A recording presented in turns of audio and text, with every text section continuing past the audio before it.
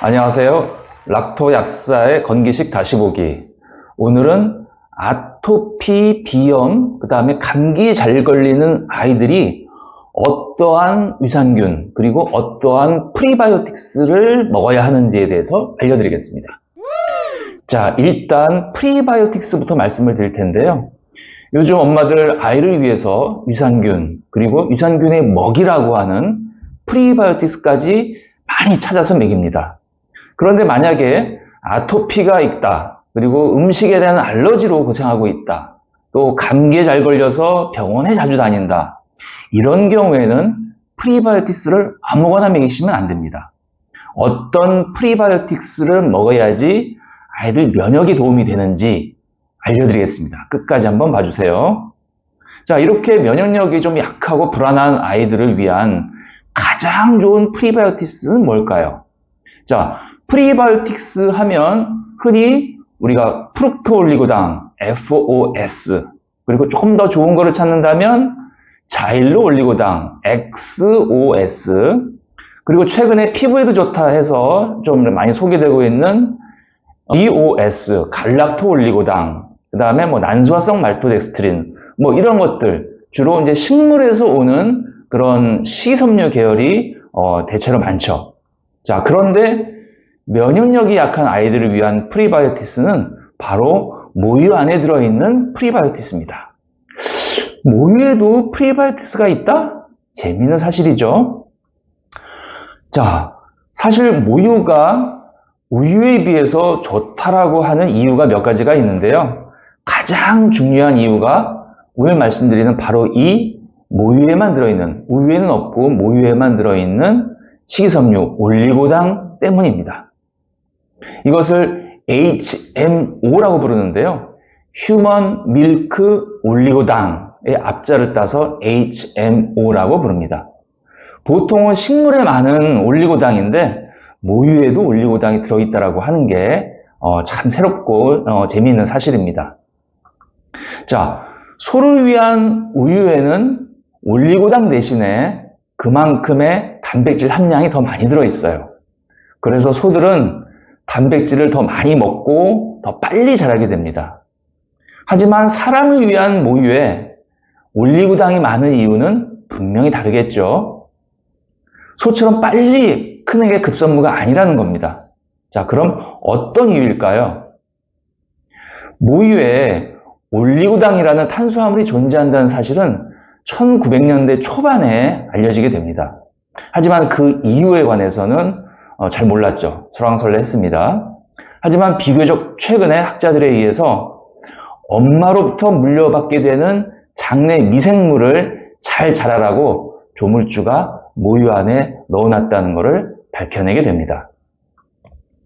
엄마로부터 장내 미생물을 받는 방법은 대표적인 게 자연분만할 때 질 접촉을 통해서 질서식 유산균, 락토바실러스 계열을 태아 입을 통해서 장으로 가게 해가지고 장에 바로 이제 서식하게 합니다. 사실 이렇기 때문에 산모도 내 아이를 위해서 좋은 유익균을 잘 보충해 줄 필요가 있죠. 당연히 이런 이유 때문에 제왕절개보다는 질 접촉을 할 수 있는 자연분만이 좋다라고 하는 것입니다. 이러한 유산균들이 아기의 장에서 유산균의 먹이인 모유의 올리고당 HM을 먹고 자라면서 이들이 분해해서 만드는 분해산물들이 만들어지고 신생아에게 면역력을 키워주고 병원 감염균, 여러 가지 유해균들이죠. 이런 것들을 물리치게 한다는 것은 이미 과학적으로 매우 잘 입증이 되어 있습니다. 사실 모유가 아이한테 좋다라고 하는 것은 과학적으로도 그렇고 상식적으로도 잘 알려져 있는 내용이죠. 무방비 상체로 태어나는 아이에게 세상의 유해 물질들, 이런 것들을 물리칠 수 있는 그런 면역력을 키워주는 그러한 눈에 보이지 않는 정교한 장치들이 과거에는 잘 몰랐지만 최근에 미생물학의 발달로 이제 잘 밝혀지게 된 것입니다. 자, 그런데 안타깝게도 우리 엄마들은 여러 가지 이유로 충분한 모유를 먹이지 못하는 게 이제 문제죠.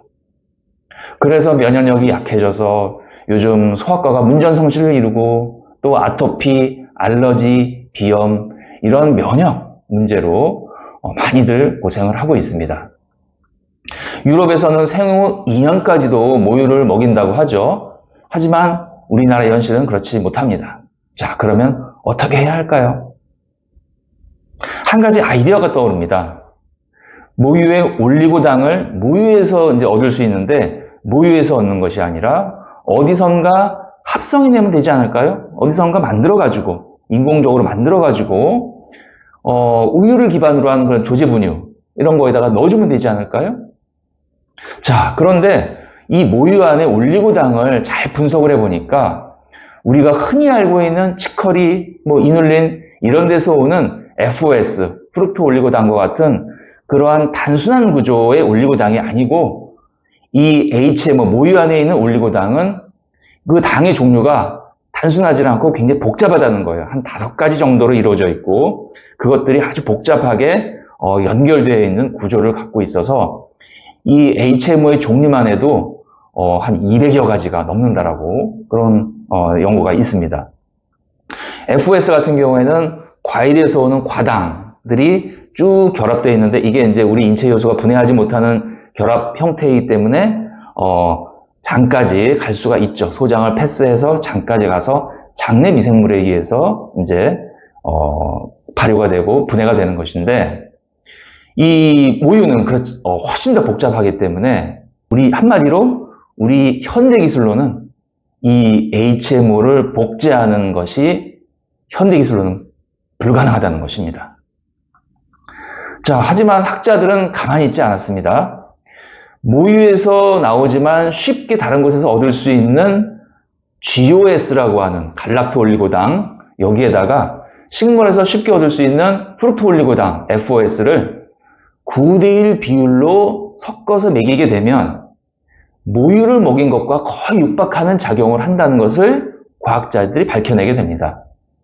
그래서 연구 결과를 보면 모유를 먹인 것과 거의 비슷하게 장내 유익균을 거의 비슷하게 늘려주고요. 아토피 증상 같은 면역, 이 흥분, 과흥분 작용을 잡아주고 그 다음에 우유나 다른 음식을 먹었을 때 생기는 위장관 알러지, 그 다음에 호흡기 감염 증상이 심해지는 것, 이런 것들을 잘 억제해 줄 수 있다고 하는 것들이 아기들을 대상으로 한 임상 연구에서 여러 번 재확인되었습니다. 그래서 이 GOS, FOS의 조합물이 조제분유에도 들어가고 있고요. 최근에는 면역력을 향상시키는 제품에도 이 조성이 들어가게 되었습니다. 그래서 이제 모유 혜택을 많은 아이들이 쉽게 받을 수 있게 된 것이죠.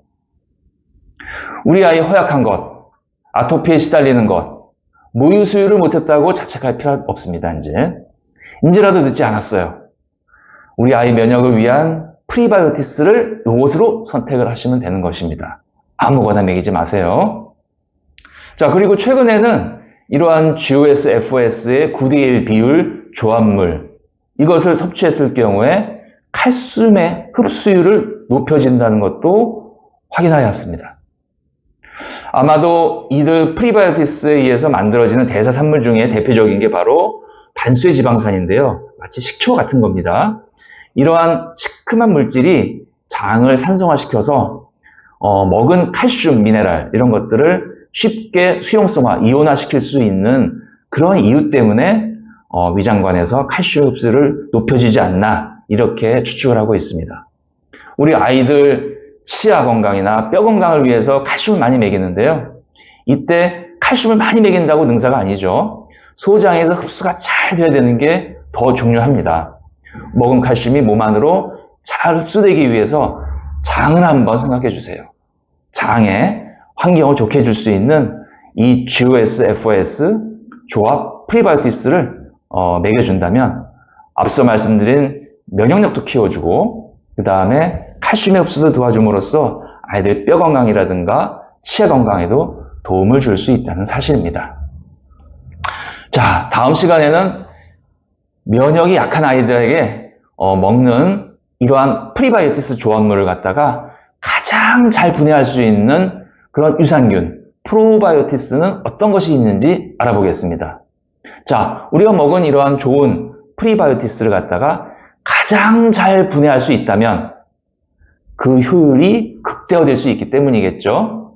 한마디로 면역이 약한 아이들을 위한 가장 좋은 유산균 균주는 무엇이냐? 이거에 대해서 말씀을 드릴 것입니다. 다음 시간도 꼭 놓치지 말고 봐주시기 바랍니다. 오늘의 락토약사 건기식 다시 보기는 여기까지입니다.